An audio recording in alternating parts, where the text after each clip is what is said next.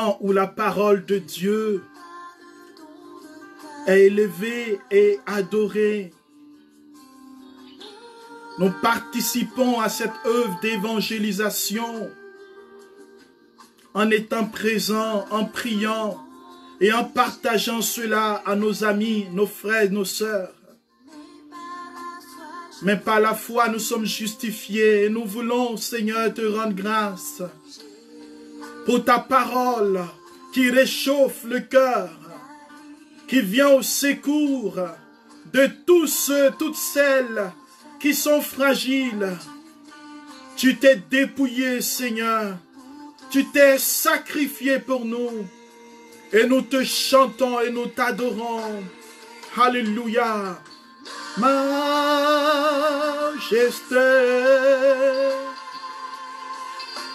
majesté,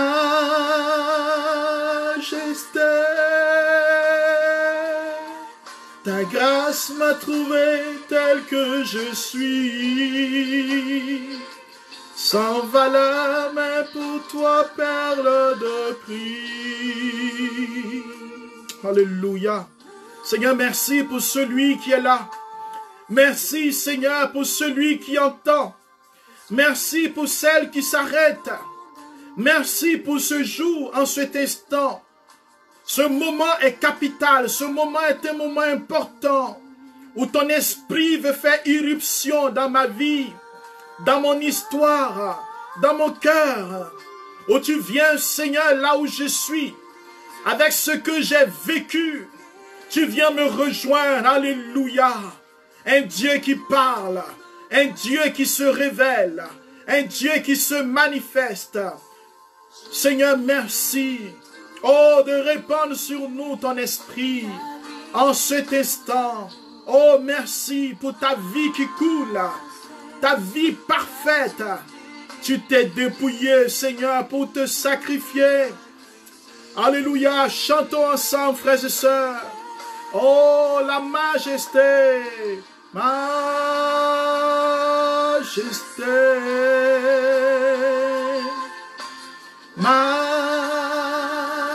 majesté, ta grâce m'a trouvé tel que je suis. Ta grâce a trouvé mon frère et ma soeur. Seigneur, celui qui est une perle de prix, une perle rare. Oh, cette parole s'adresse à celui qui est une perle rare, à celle qui est choisie, celle qui est élue, celle qui est appelée. Alléluia. Cette parole s'adresse à un couple. Cette parole s'adresse à une femme découragée, à un homme abattu. Cette parole s'adresse à un homme qui te sert, à une femme qui cherche ta face. Oh, merci Seigneur. Oh, tu envoies ta parole. Elle parcourt la terre. Elle parcourt toute terre. Terre aride. Terre assoiffée. Cette parole vient pour ensemencer, pour remuer, pour travailler la terre de mon cœur. Je veux te louer, Seigneur, pour ta parole. Peu importe le lieu où je suis. Alléluia. Nous te louons, Seigneur. Majesté. Alléluia.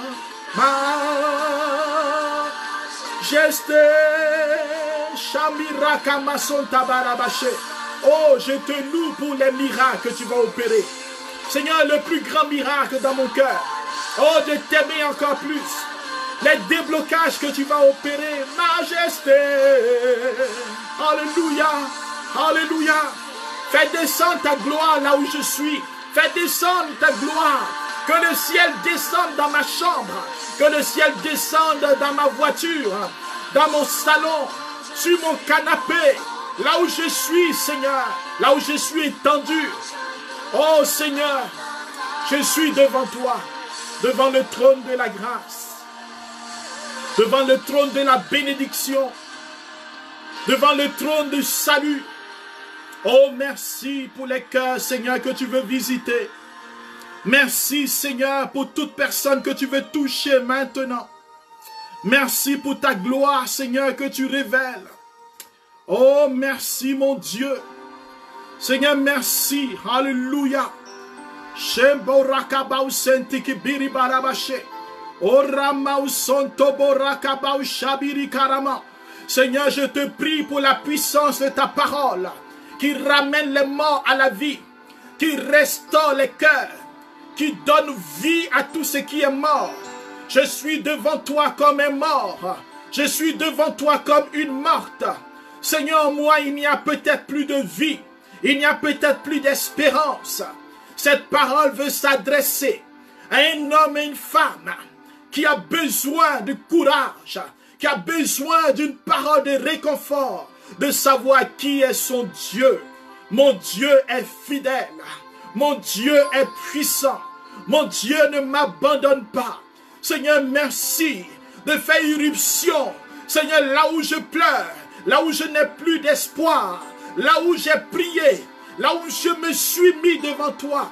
Et Seigneur, j'ai eu l'impression que le silence était ton langage.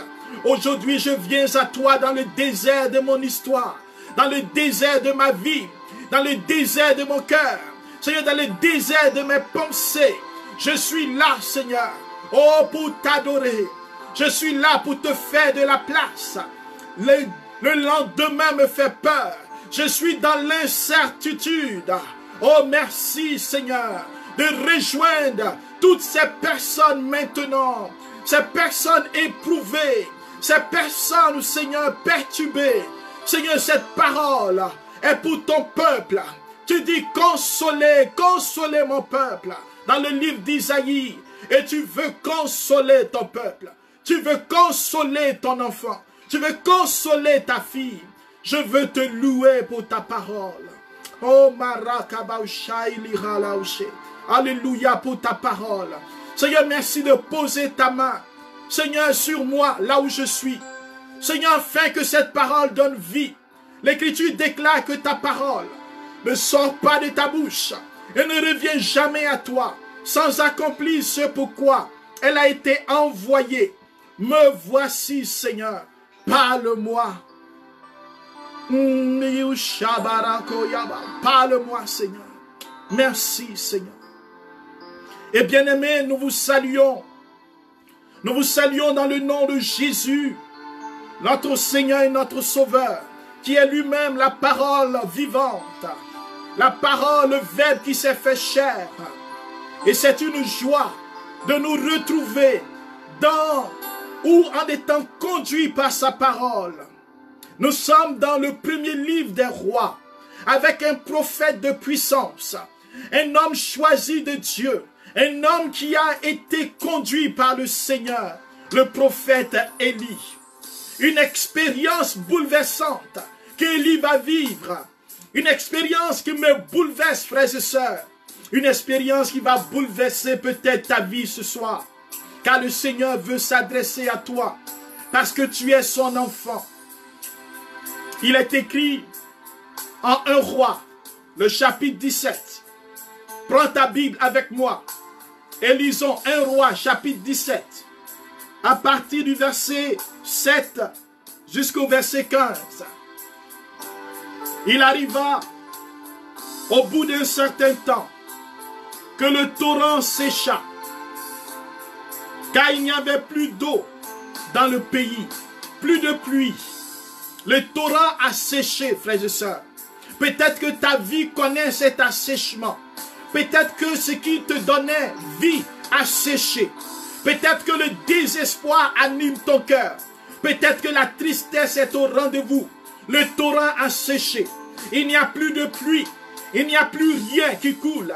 Il n'y a plus rien qui vienne. Et là, qu'est-ce qui va se passer? Le désespoir est présent.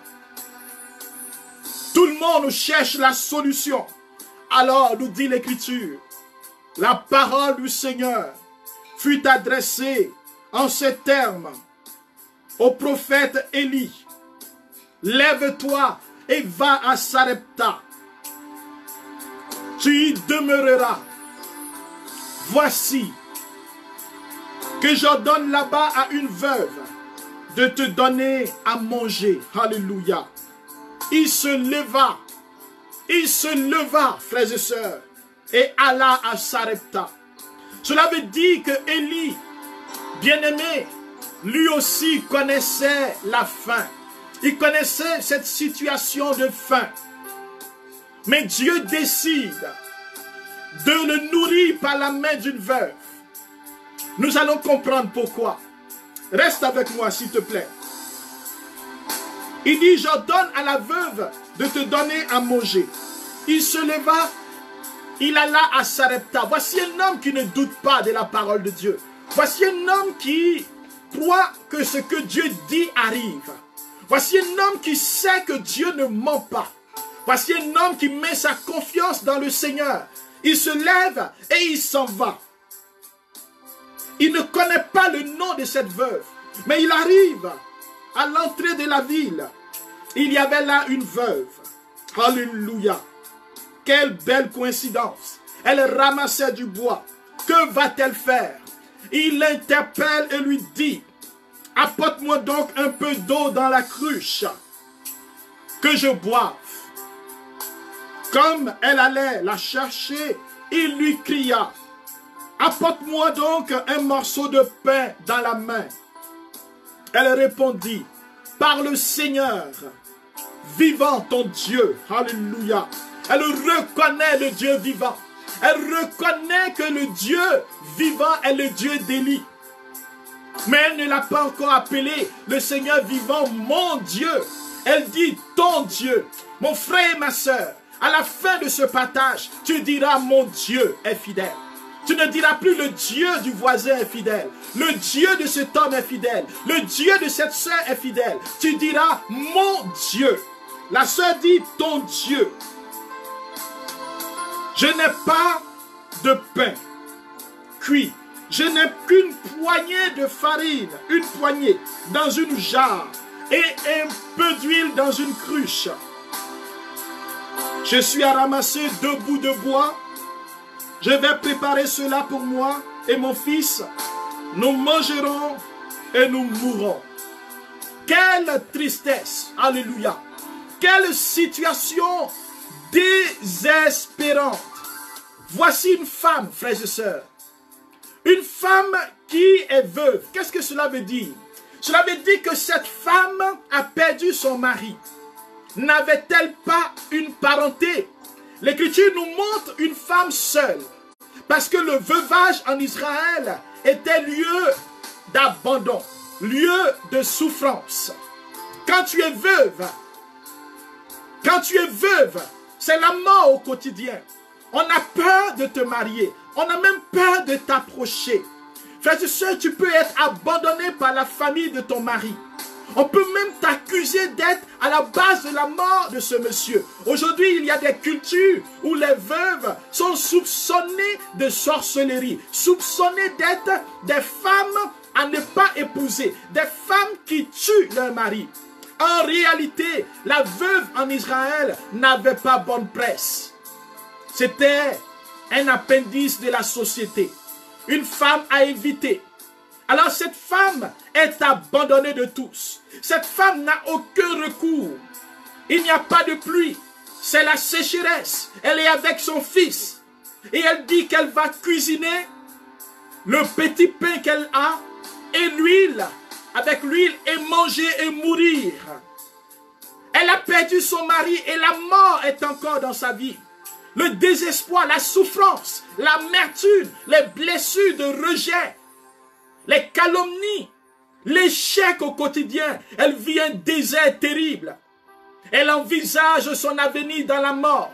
Elle n'a plus d'espérance. Elle ne lève même pas les yeux pour invoquer Dieu. Elle dit ce Dieu vivant est le Dieu d'Élie. Ce n'est pas son Dieu.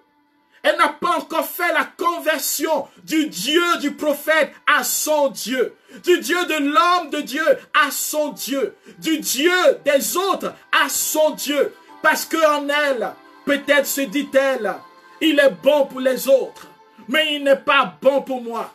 Il est fidèle pour les autres, mais il n'est peut-être pas fidèle pour moi. Avons-nous déjà entendu cela dans notre vie? Avons-nous déjà rencontré des personnes, ou peut-être nous-mêmes, qui disons, Dieu le fait pour les autres, mais moi depuis longtemps, je ne peux pas me marier, je ne me marie pas, je ne travaille pas. Vivons-nous ce veuvage qui est cette absence, ce manque, cet abandon, cet échec répété, perpétuel, ce blocage dans ma vie où je suis seul. Il n'y a plus de pluie, il n'y a plus de bénédiction, il n'y a plus de faveur. Et cette veuve est seule. Et Dieu, c'est cette veuve-là, cette veuve qui voit la mort venir. C'est chez elle que le Seigneur envoie Élie pour qu'elle puisse le nourrir. Elle n'a rien, mais elle a un cœur. Elle a la générosité. Peut-être que tu t'es dit que tu n'as rien, mais tu es l'enfant de Dieu. Elle est la fille bien-aimée. Elle ne se rend pas compte que le Dieu d'Élie est son Dieu. Et Dieu a vu son cri. Il a vu sa souffrance. Et il vient chez elle. Elle peut-être a invoqué le Seigneur. Mais elle ne savait pas que le Seigneur l'avait entendu. Alléluia. Élie arrive. Et il lui demande à cette femme de lui cuisiner un peu de blé, un peu d'huile, symbole, si vous êtes avec moi, symbole du pain qui descend du ciel, symbole de la manne, symbole de ce pain qui est dans le temple, symbole du corps de Jésus, de celui qui est le pain vivant, qui dit celui qui mange ma chair et boit mon sang à la vie éternelle. Elle va cuisiner avec l'huile, symbole de cette huile qui coule sur la tête et sur la barbe d'Aaron, symbole de l'huile de consécration, symbole de l'huile de l'onction, symbole de la grâce du Saint-Esprit. On voit déjà, frères et sœurs, que cette femme possède déjà, même si ce sont des petites choses, elle possède déjà la grâce de Dieu. La présence de Dieu est déjà dans sa vie, symbolisée par le pain et l'huile. Le Saint-Esprit, l'Esprit de Dieu anime déjà cette femme. Elle reconnaît que Dieu est le Dieu d'Élie. Elle accepte de partager la petite farine. Frères et sœurs, si c'était moi, j'aurais dit au prophète, commence à multiplier ce qu'il y a avant que je ne te partage ce que j'ai. Et souvent dans notre vie, nous disons au Seigneur, oui, commence Seigneur à faire des miracles parce que je n'ai pas grand-chose. Tu me demandes de m'engager. Tu me demandes de faire telle chose. Tu me demandes de croire sans avoir vu. Mais Seigneur, agis pour que je puisse encore mieux te servir. Et cette sœur, cette femme, cette veuve nous donne une leçon. Elle n'attend pas le miracle. Elle se met au devant du miracle. Elle devance le miracle par sa générosité, par sa foi, par l'obéissance. Trois choses importantes. La générosité. Être capable de se donner à Dieu sans attendre en retour un miracle. Car celui qui se donne à Dieu, il répond au don de Dieu. Jésus s'est donné. Il n'y a pas de plus grand amour que de donner sa vie. Dieu se donne. Elle se donne dans la générosité. Prête à mourir, elle va donner le pain cuit au prophète.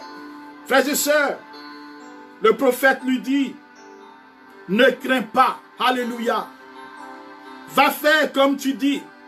Prépare d'abord une petite galette que tu m'apporteras. Frères et sœurs, d'abord la part de Dieu.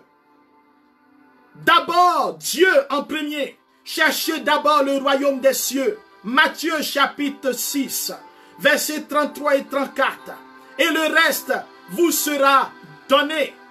Cherchez d'abord. Et cette femme va d'abord cuire la galette pour le prophète Élie. Donc la part de Dieu. Elle s'engage pour Dieu. Ce n'est pas tant ce qu'elle donne matériellement, mais c'est l'élan de son cœur, la confiance en Dieu. Et qu'est-ce qui va se passer, frères et sœurs?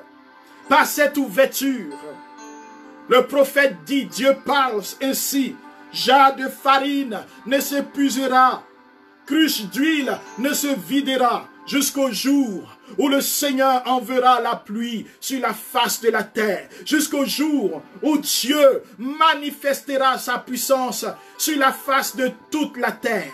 Mais avant cela, Dieu manifeste sa fidélité pour elle dans sa maison. La grâce de Dieu se renouvelle. La faveur de Dieu vient transpercer sa mort. Il n'y a plus de mort. C'est la vie, frères et sœurs, qui va jaillir du tombeau de cette veuve. Il n'y a plus de mort. Dieu ramène cette femme de la mort à la vie, du désespoir à l'espérance, de la mort à la résurrection. La parole vivante de Dieu descend en elle. Alléluia. Frères et sœurs, j'ai vu plusieurs fois cette parole dans des campagnes d'évangélisation descend dans les cœurs, descend dans les vies des pauvres de Dieu, des pauvres matériellement. Dieu vient visiter pour dire tu ne mourras pas. Et cela me donne de vous parler de ce témoignage d'une sœur alors qu'elle avait le désir de se suicider.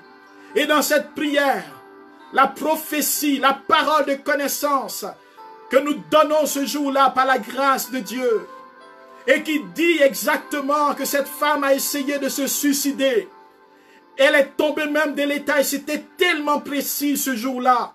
Le Seigneur lui a parlé qu'il a évité cette mort pour lui donner une possibilité de l'aimer et de croire en sa fidélité. Mon Dieu est fidèle.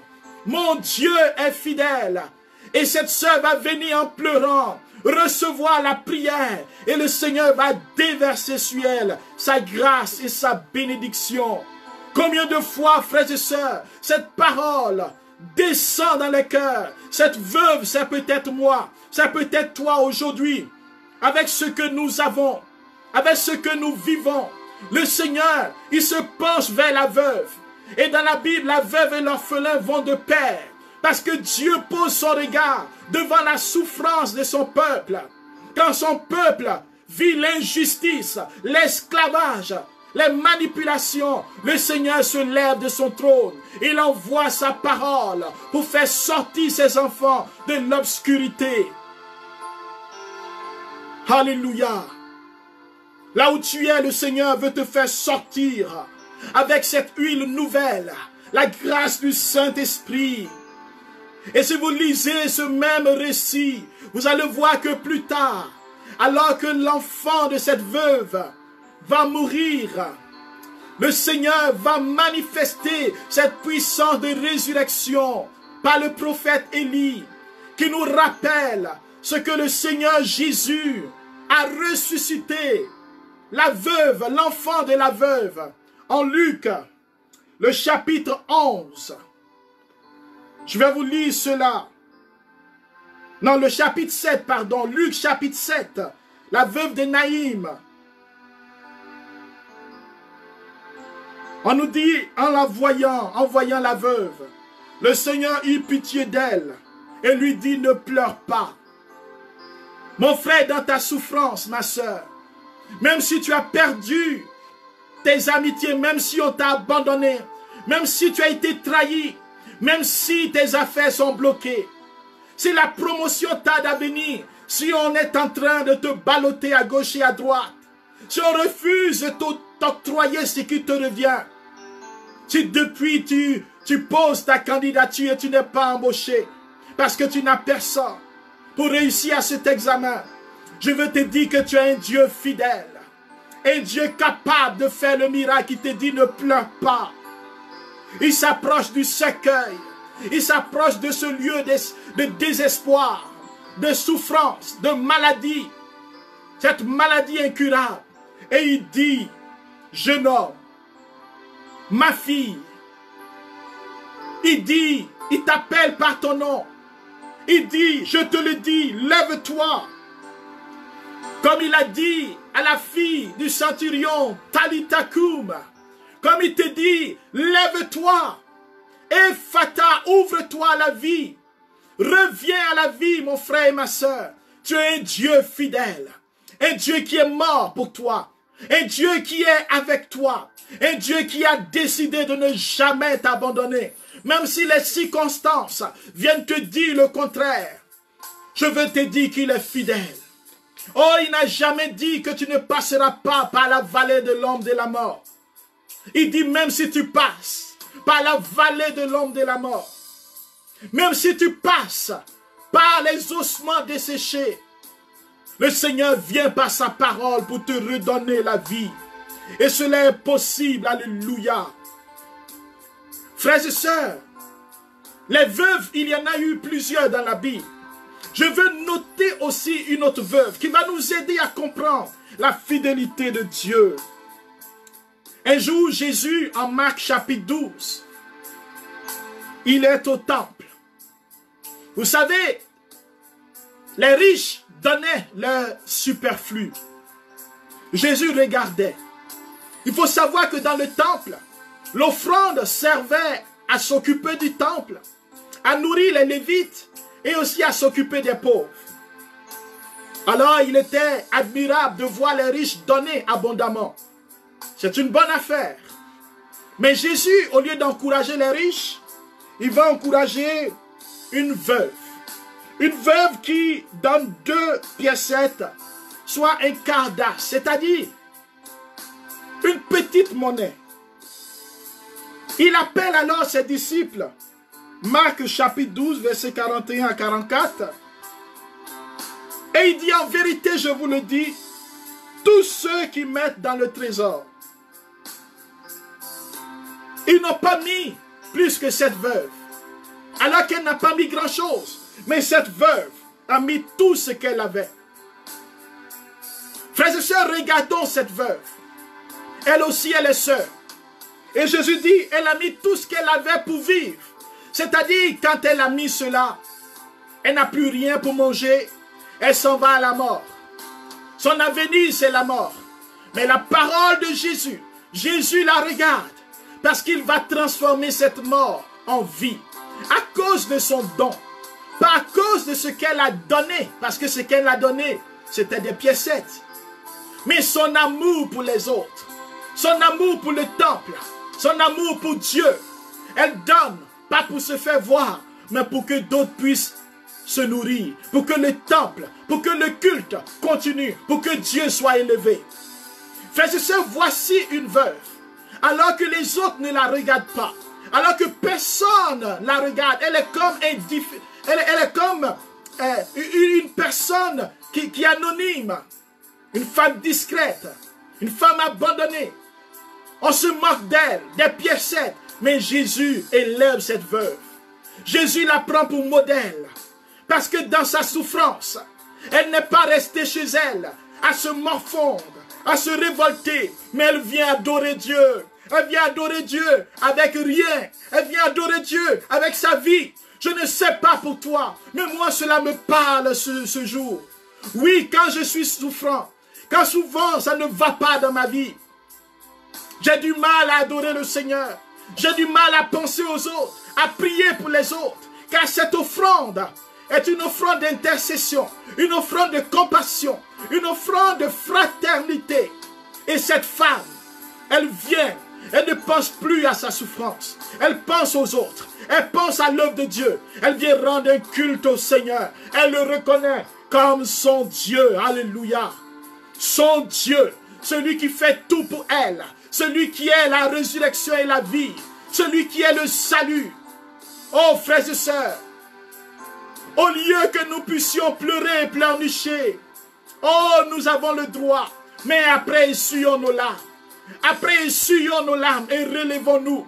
Et commençons à adorer le Seigneur. À faire comme cette veuve. Allons-y dans sa présence.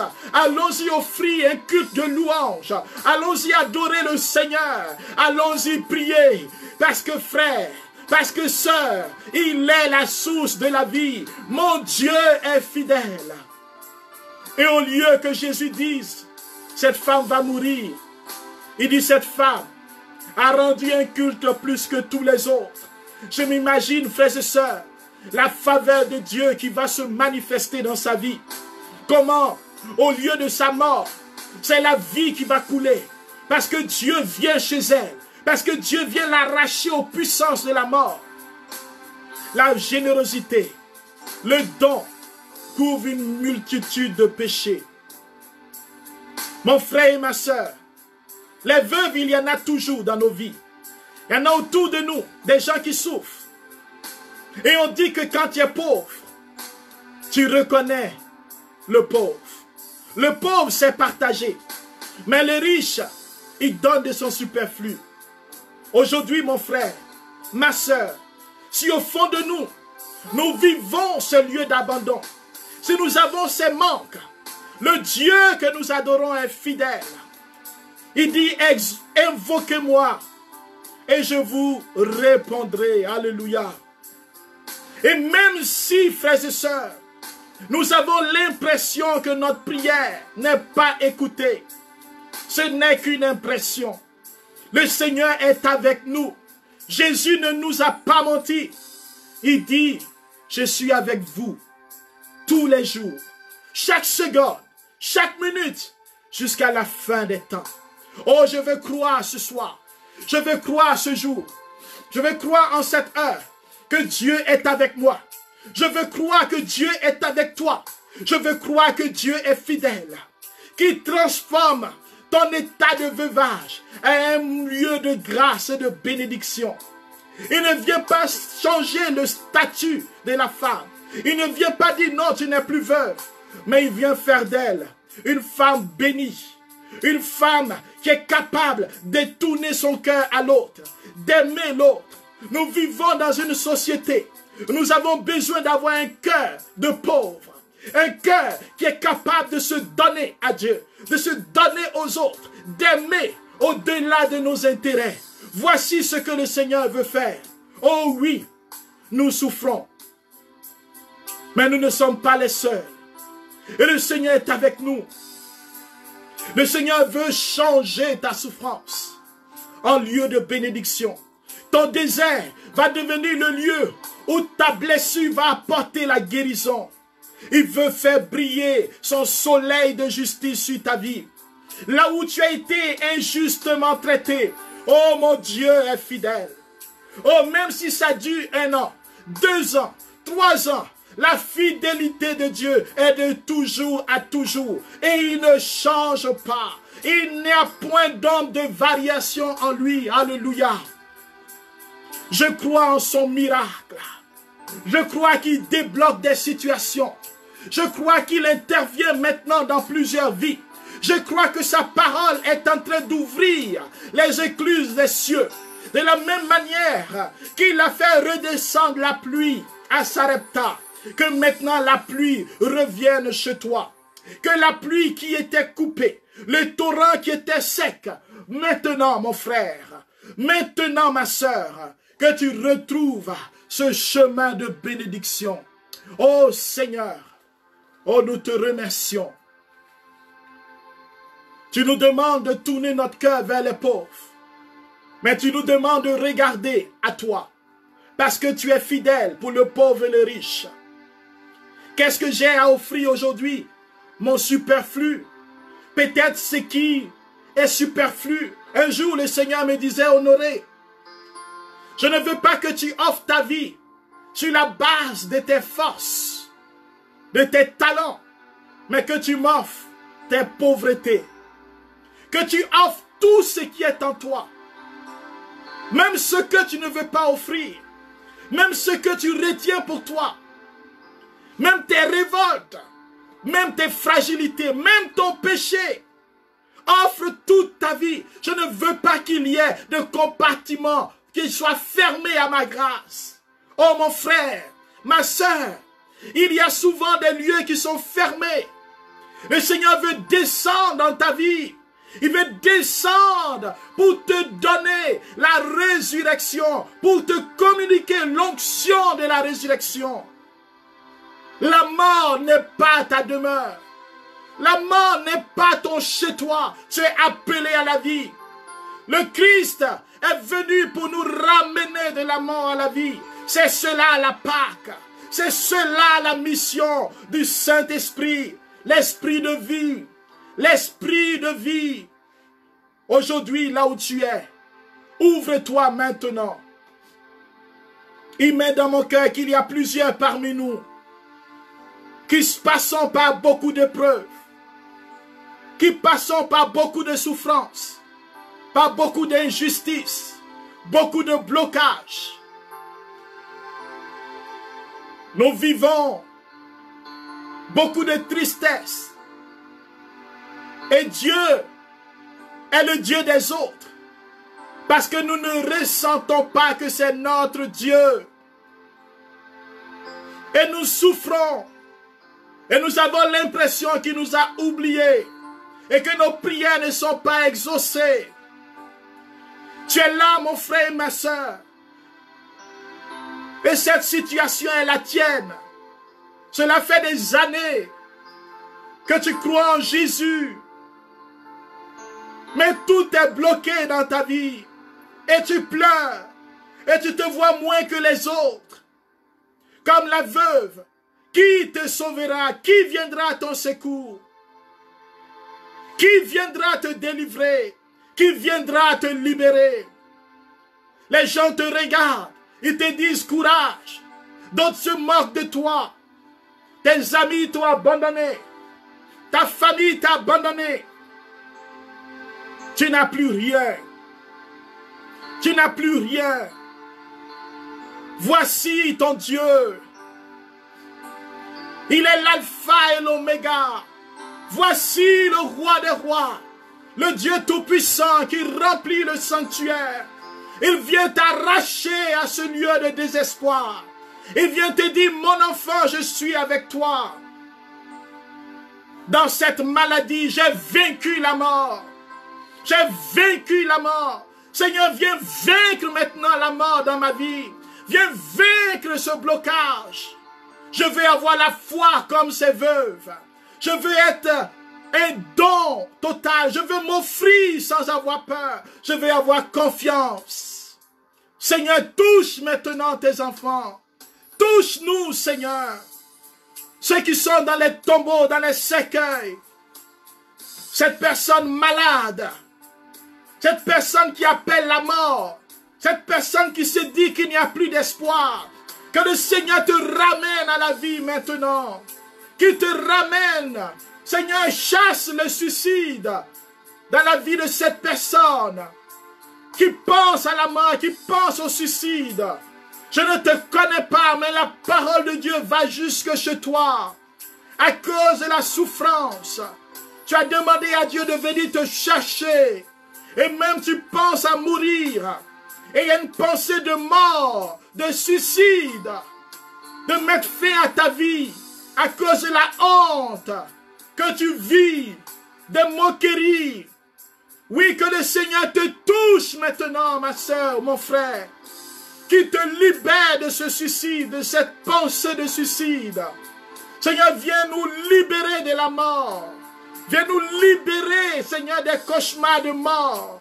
Viens nous libérer du sentiment de mort qui nous habite. Oh Jésus. Seigneur, je veux te louer. Tu me donnes l'image de quelqu'un qui est couché. Quelqu'un qui est malade et qui est couché. Alléluia. Et cela fait plusieurs mois. Et je ne sais pas comment cela se fait. Mais tu entends ce message aujourd'hui. Et alors que tu es en train d'entendre ce message, la puissance de Dieu est en train de rentrer dans ton corps. Parce que ce mal qu'on n'arrive pas à soigner, le Seigneur est en train de détruire son pouvoir sur ta vie. Il est en train de faire couler la pluie maintenant chez toi. Et je vois la puissance de Dieu entrer dans tes membres, entrer dans ton corps. La maladie est en train de quitter maintenant au nom de Jésus. Le Seigneur est en train de répandre sa vie. Je prophétise sur ta vie au nom de Jésus. Que maintenant, tu reçois la guérison du Seigneur. Oh, je ne sais pas où tu es. Mon Dieu, il te connaît. Et il est en train de se toucher maintenant. Alléluia. Seigneur, tu ramènes cette personne de la mort à la vie. Il dit, tu ne mourras pas. Pour te reconnaître, tu as beaucoup dépéri. Tu n'as pas l'appétit. Tu es allé à l'hôpital et tu es couché. Et la face de Dieu est en train d'entrer. Peu importe la maladie, qu'elle soit incurable ou curable, visible ou invisible. Tu reçois la victoire, la puissance de Dieu. Reçois ta guérison au nom de Jésus. Oh Seigneur, tu es en train de manifester beaucoup de choses. Je vois des malades qui sont en train d'être guéris. Je vois des personnes au niveau de la colonne vertébrale. Que le Seigneur est en train de redresser cette colonne. Il est en train de redresser ta colonne. La puissance de Dieu, la chaleur du Saint-Esprit, l'huile de la grâce est en train de couler maintenant dans ta vie. Oh, merci Seigneur. Alors qu'elle est commencée à se pencher, la puissance de Dieu est en train de toucher maintenant ta colonne jusqu'au bas de ton dos. La puissance de Dieu est en train de faire ce que la médecine ne pouvait pas faire. Alléluia. Oh, merci Seigneur. Tu es en train de toucher aussi une personne au niveau de ses pieds, de ses jambes. Oh, tu avais des douleurs aux genoux. Et spécialement, tu ne pouvais pas te lever ou même te mettre à genoux. Et je vois la puissance de Dieu. Tu as fait des injections intraveineuses. Tu as fait des injections. Mais la puissance de Dieu est en train de te libérer de ce mal. C'est la guérison du Seigneur. Seigneur, tu es en train d'ouvrir des portes de succès, de déblocage et d'emploi. Seigneur, je te prie pour tous tes enfants. Seigneur, qui sont à la recherche d'un emploi.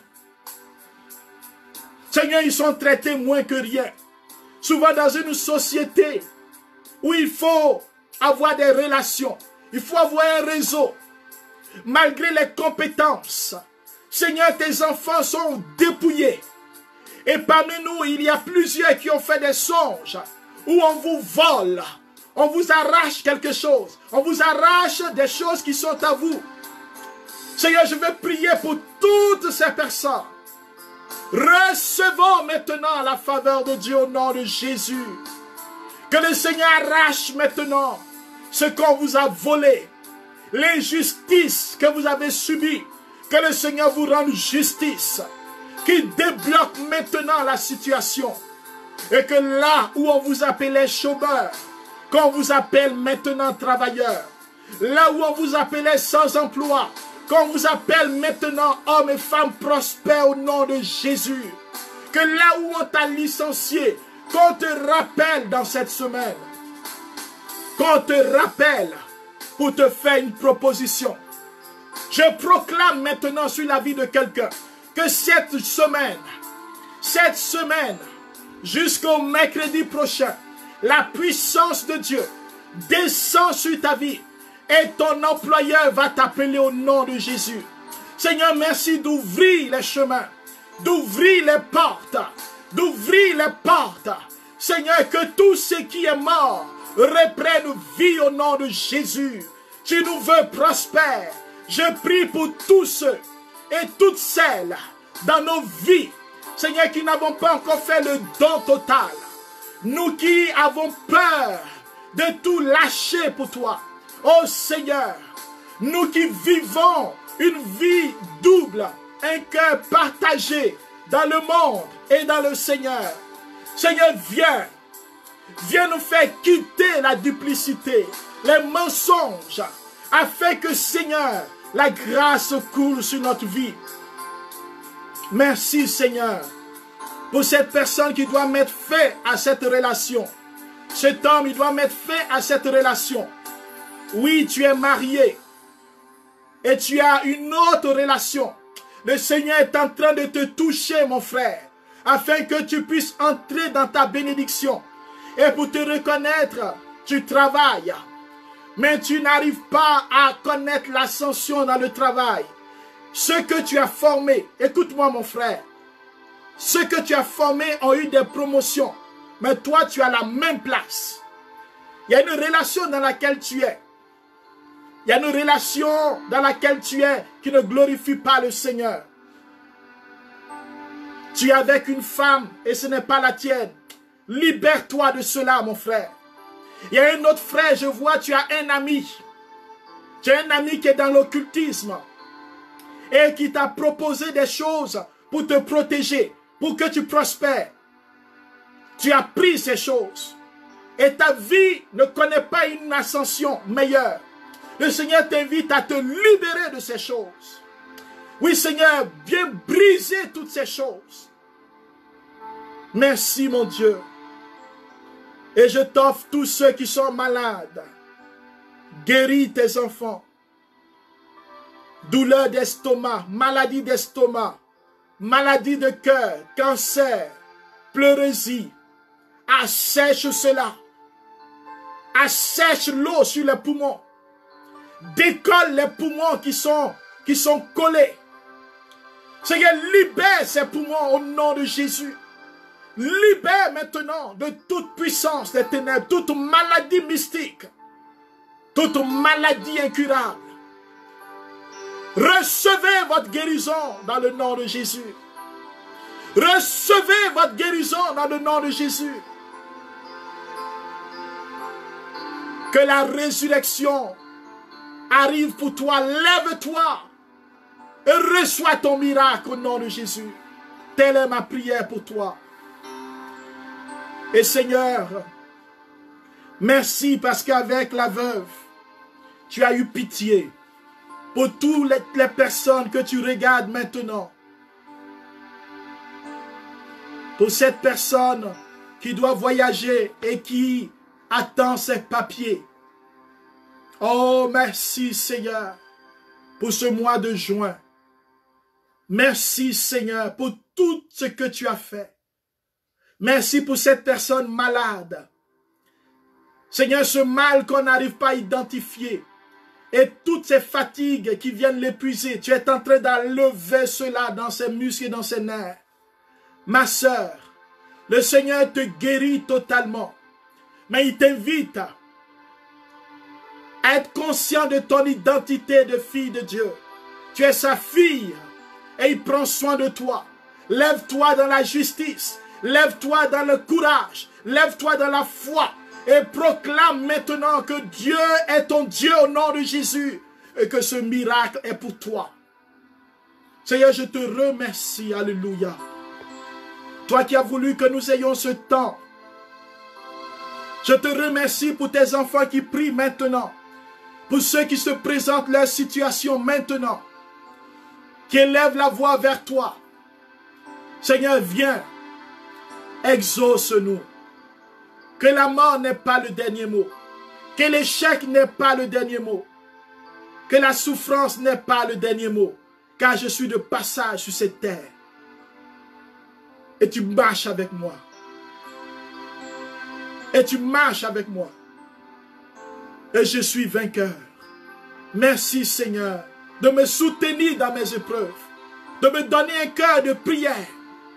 Une foi vivante. Donne-moi d'aimer ta parole. Et donne-moi, Seigneur, de vivre dans la communion avec mes frères et avec ton Église. Nous te demandons tout cela dans le nom de Jésus notre Seigneur. Celui qui règne, celui qui vit maintenant et dans tous les siècles. Amen. Soyons bénis au nom de Jésus. Que le Seigneur nous accorde des grâces. Partageons cette bonne nouvelle et soyons les artisans de l'Évangile dans cette mission pour gagner des âmes. Pour que cette prière libère et débloque des situations dans la vie de nos frères et sœurs. Nous vous invitons à aller aussi sur la page YouTube. Frères et sœurs, abonnons-nous. Abonnons-nous. Afin que plusieurs aussi puissent entendre ce message. Ceux qui ne sont pas sur Facebook. Nous sommes sur YouTube et sur Facebook et même sur Instagram. Frères et sœurs, le Seigneur veut répandre sa parole. Devenons ses artisans. Participons à cette œuvre. En envoyant ces vidéos à nos frères et sœurs, à nos parents. Nous vous donnons rendez-vous dimanche prochain à 16 h, heure de Montréal, pour la prière victorieuse. Nous allons poursuivre la prière de déblocage pour demander au Seigneur d'achever ce qu'il a commencé. Et je crois que des témoignages vont commencer à surgir parce que tu as été touché. Tu peux envoyer un message dans la boîte du jardin de la parole et rendre gloire à Dieu pour ce que Dieu a fait pour toi. Soyons bénis. Amen.